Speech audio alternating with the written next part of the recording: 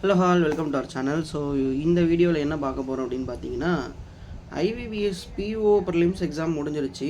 So overall எல்லா shift, so cut off எப்படி இருக்கும், அதை தாண்டி இதுக்கு முன்னாடி நம்ம எஸ்பிஐ பிஓன்னா கஷ்டமாக இருக்கும், ஐபிபிஎஸ் பிஓன்னா அதை விட கொஞ்சம் ஈஸியாக இருக்கும் அப்படின்ற மைண்ட் செட்டு தான் எல்லாருக்கும் இருந்தது.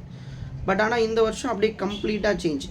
கம்பேரிட்டிவ்லி எஸ்பிஐ பிஓவே பரவாயில்ல அப்படின்ற மாதிரி தான் ஐபிபிஎஸ் பிஓடைய எக்ஸாம் வந்து இருந்துச்சு. ஸோ முக்கியமாக இது வந்து பிகினர்ஸை பொறுத்தளவுக்கு கண்டிப்பாக அவங்களுக்கு எந்த ஷிஃப்ட்டு போயிருந்தாலும் அது டிஃபிகல்ட்டான ஷிஃப்டாக தான் இருந்திருக்கு. ஏன் அப்படின்னா அவங்க ஒரு பேசிக் லெவல் கொஷின்ஸ் மட்டும்தான் ப்ராக்டிஸ் பண்ணியிருந்திருப்பீங்க. அதுக்கப்புறம் உங்களுக்கு ஒரு மாடரேட் கொஷின்ஸ் வந்து நீங்கள் பார்க்குறீங்க, இல்லை ட்ரிக்கியான கொஷின்ஸ் பார்க்குறீங்க அப்படின்னா உங்களுக்கு கொஞ்சம் ஸ்கோரிங் பார்ட் வந்து கம்மியாக தான் இருந்திருக்கும். ஸோ அதை பார்த்துட்டு நீங்கள் பயப்பட வேண்டாம். இன்னும் கொஞ்சம் டைம் இருக்குது, நிறைய டைம் எடுத்து கற்றுக்கோங்க, நிறைய படிங்க, நிறைய செக்ஷனல் டெஸ்ட்டு போடுங்க. ஸோ இப்படி பண்ணிங்க அப்படின்னா உங்களுக்கு மார்க்ஸ் வருமே தவிர இதை பார்த்து நீங்கள் பயந்துட வேண்டாம், சரிங்களா?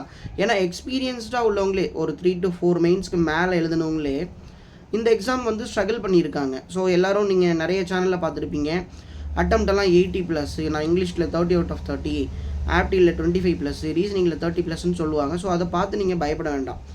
என்ன அப்படின்னா ஒரு 100% ஆஃப் கேண்டிடேட்டில் 5 to 6% ஆஃப் கேண்டிடேட்டால் மட்டும்தான் அந்த மாதிரி ஒரு அட்டம்ப்ட்டை கொடுக்க முடியும் அக்யூரஸியாக.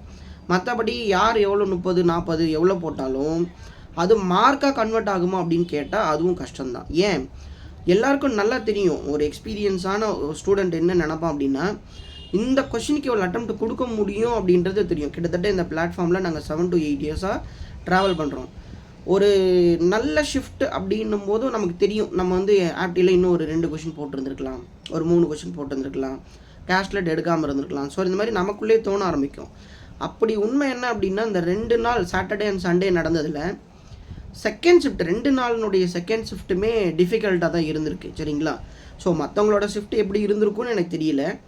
ஸோ இது வரைக்கும் நிறைய பேர்கிட்ட கேட்டதும் சரி, இல்லை நிறைய ரிவ்யூ பார்த்ததும் சரி, மோஸ்ட்டாக டிஃபிகல்ட் ஸ்லாட் அப்படின்னா சாட்டர்டேனுடைய செகண்ட் ஷிஃப்ட்டும் சண்டேனுடைய செகண்ட் ஷிஃப்ட்டும் டிஃபிகல்ட்டாக தான் இருந்திருக்கு.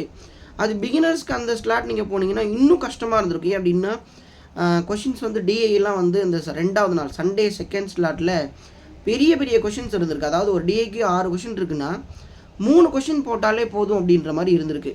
இதை யார் சொன்னது அப்படின்னா 5 மெயின்ஸ்க்கு மேலே எழுதின ஒரு பிரதர் எங்கிட்ட கன்வே பண்ணுறாரு.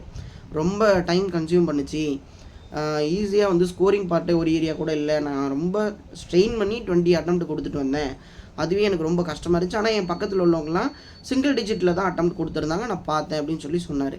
ஸோ இதை பார்த்து கவலைப்பட வேண்டாம். கட் ஆஃப் விஷயத்தை பற்றி நான் சொல்லணும் அப்படின்னா கட் ஆஃபில் 2 விஷயம் இருக்குது. முதல்ல எப்போவுமே ஐபிபிஎஸ் பிஓ அப்படின்னும் போது செக்ஷனல் கட் ஆஃப் தான் வந்து இங்கே ஒரு கேம் சேஞ்சராக இருக்கும்.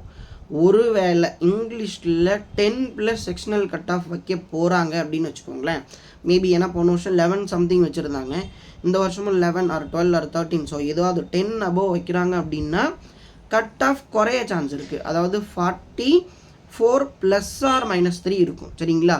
ஸோ நம்மளுடைய ப்ரெடிக்ஷன் இல்லை செக்ஷனல் கட் ஆஃப் குறைய போகுது. இங்கிலீஷில் பர்டிகுலராக சொல்கிறேன், ஆப்டி ரீசனிங் பிரச்சனை கிடையாது, எல்லோரும் கிளியர் பண்ணிடுவாங்கன்னு தெரியும். ஆனால் இங்கிலீஷ் தான் எங்கள் கேம் சேஞ்சரே. அப்போ இங்கிலீஷில் வந்து செக்ஷனல் கட் ஆஃப் வந்து பிலோ 10, அதாவது ஒரு 7 or 8 or 6, 9 இந்த மாதிரி வைக்க போகிறாங்க அப்படின்னா கட் ஆஃப் கொஞ்சம் கூடும். ஒரு 46 ± 3 வந்து ப்ரெடிக்ட் பண்ணலாம், சரிங்களா? ஸோ இந்த 2 கட் ஆஃப்மே நம்மளால் ஷுவராக சொல்ல முடியாது. ஏன்னா அப்படின்னா இங்கிலீஷ் லைனாக கிட்டத்தட்ட வேக்கன்சி அதிகம். எனக்கு தெரிஞ்சு ஒரு 1:10 ரேஷியோ எடுக்கணுன்னா கூட அப்ராக்சிமேட் ஒரு 70,000 பீப்புள் எடுக்கணும்னு வச்சுக்கோங்களேன். அவ்வளோ ஆஸ்பரன்ஸ் எடுக்கணும் அப்படின்னா கட் ஆஃப் குறையுமே தவிர, ஆனால் எக்ஸாம் வந்து யாருக்குமே ஈஸி அப்படின்னு சொல்ல முடியாது. ஒரு சிலருக்கு ரீசனிங் ஈஸியாக இருந்திருக்கலாம், ஆப்டி ஈஸியாக இருந்திருக்கலாம், ஆனால் இங்கிலீஷ் ஈஸின்னு ஒருத்தரும் சொல்ல முடியாது, இங்கிலீஷில் ஸ்ட்ராங்காக உள்ளவங்கள தவிர. ஏன்னா அவங்களுக்கு ஆப்டி கஷ்டமாக இருந்திருக்கும். ஸோ எல்லாமே பேலன்ஸ்டாக இருக்கும்போது கட் ஆஃப் வந்து நான் 2 கட் ஆஃப் ப்ரெடிக்ஷன் கொடுத்துருக்கேன். ஒன்று செக்ஷனல் கட் ஆஃப் இங்கிலீஷில் 10 above இருக்கும், இல்லைன்னா 10 below இருந்தால் இந்த 2 கட் ஆஃப் தான் இருக்கும், சரிங்களா? ஸோ ஒரி பண்ணிக்க வேண்டாம். நீங்கள் என்ன பொறுத்தளவுக்கு ஒரு அக்யூரேட்டாக எனக்கு ஒரு 45 மார்க் வரும் அப்படின்னு நீங்கள் நம்புனா தாராளமாக படிங்க. மெயின்ஸ்க்கு வருதோ வரலையோ, ஆனால் மெயின்ஸ்க்கு நீங்கள் ப்ரிப்பேர் பண்ணால் மட்டும்தான். இன்கேஸ் ப்ரிலிம்ஸ் கிளியர் ஆனாலும் நீங்கள் மெயின்ஸ்க்கு படித்தாதான் யூஸ் பண்ண முடியும் எக்ஸாமில். இல்லை எனக்கு ப்ரிலிம்ஸ் மேலேயே ஹோப் இல்லைன்னு உட்காந்துட்டே இருந்தோம்னு வச்சுக்கோங்களேன், நாளைக்கு கட் ஆஃப் கம்மியாக வந்து கிளியர் ஆனதுக்கப்புறம் கரண்ட் அஃபேரையோ இல்லை மெயின்ஸ் ரிலேட்டடான பேட்டர்னையோ நம்மளால் என்ன பண்ண முடியாது, குயிக்காக படிக்க முடியாது. அப்போது இப்போ இருந்து ப்ரிப்பேர் பண்ணுங்கள். கரண்ட் அஃபேர் படிங்க, ஆப்டிடியூடில் மெயின்ஸில் டிஇ போட்டு பாருங்கள், பசில் போட்டு பாருங்கள், வெக்காப்பில் கொஞ்சம் ஸ்ட்ராங்காக படிங்க. ஏன்னா ஃபஸ்ட்டு டே 1 உள்ள இங்கிலீஷ்க்கு வெக்காப் எதுவுமே தெரியாத வெக்காப் எல்லாமே பெரிய பெரிய வெக்காப்பாக கேட்டிருந்தாங்க, நிறைய பேர் அனுப்பியிருந்தாங்க. ஸோ அதெல்லாம் பார்க்கும்போது இன்னும் நிறைய வெக்காப் படிக்கணும். ஃபெமிலியராக கேட்ட வார்த்தையை தாண்டி நிறைய நியூஸ் பேப்பரில் இருக்கக்கூடிய வேர்ட்ஸ் யூஸ் பண்ணுங்கள், இல்லைனா எடிட்டோரியல் இருக்கக்கூடிய வெக்காப் படிங்க. இந்த மாதிரி வெக்காப்புக்கு நிறைய இம்பார்ட்டன்ஸ் கொடுங்க. சரிங்களா? ஸோ ஓவரால் இதுதான். யாரும் பயப்பட வேண்டாம். பிகினர்ஸை பொறுத்தளவுக்கு நிறைய ப்ராக்டிஸ் பண்ணுங்கள். நிறைய பேர் சொல்கிறீங்க நான் 3 மாதமாக ஒரு கோர்ஸ் வாங்கி படிச்சிட்டேன், எனக்கு ஸ்கோர் வரலன்னு சொல்லி வருத்தப்படுறீங்க. இந்த ஃபீல்டு கண்டிப்பாக டைம் எடுக்கும், நிறைய கற்றுக்கிறது இருக்குது. கற்றுக்கிட்டு கொஞ்சம் கொஞ்சமாக ஸ்கோர் வருமே தவிர இமீடியட்டாக எடுத்த உடனே 50+ வராது. ஸோ யார்கிட்டையும் போயிட்டு எனக்கு என்ன சோர்ஸ் வேணும் அப்படின்லாம் கேட்டு டைம் வேஸ்ட் பண்ண வேண்டாம். பேங்கிங்கை பொறுத்தளவுக்கு ஒரு சோர்ஸ் அப்படின்னு சொல்லி யாராலையும் ரெஃபர் பண்ணவே முடியாது. சரிங்களா? நமக்கு என்ன அடாப்ட் ஆகுது. ஃபார் எக்ஸாம்பிள் எனக்கு யூடியூப்பில் படித்தா படிக்கலாம், எனக்கு ஃபிசிக்கலாக சொல்லி கொடுத்தா தான் பிடிக்கும், இன்ஸ்டியூட் போகலாம். நம்ம மைண்ட் செட் எதை ஏற்றுக்குதோ அதுதான் உண்மையான சோர்ஸ். சரிங்களா?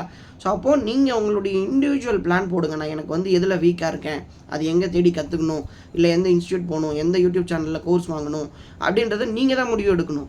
அது தெரியல அப்படின்னா நீங்கள் முதல்ல பிகினர்ஸை ஃபுல்லாக கற்றுக்கிட்டு அதுக்கப்புறம் ட்ரை பண்ணுங்கள். எடுத்த உடனே எல்லா சேனலுடைய கோர்ஸையும் காசு இருக்கேன்னு சொல்லிட்டு வேஸ்ட் பண்ண வேண்டாம். சரிங்களா? ஸோ ஓவரால் யாரும் பயப்பட வேண்டாம். கட் ஆஃப் வரும்போது பார்த்துக்கலாம். தயவு செஞ்சு மெயின்ஸ்க்கு படிங்க.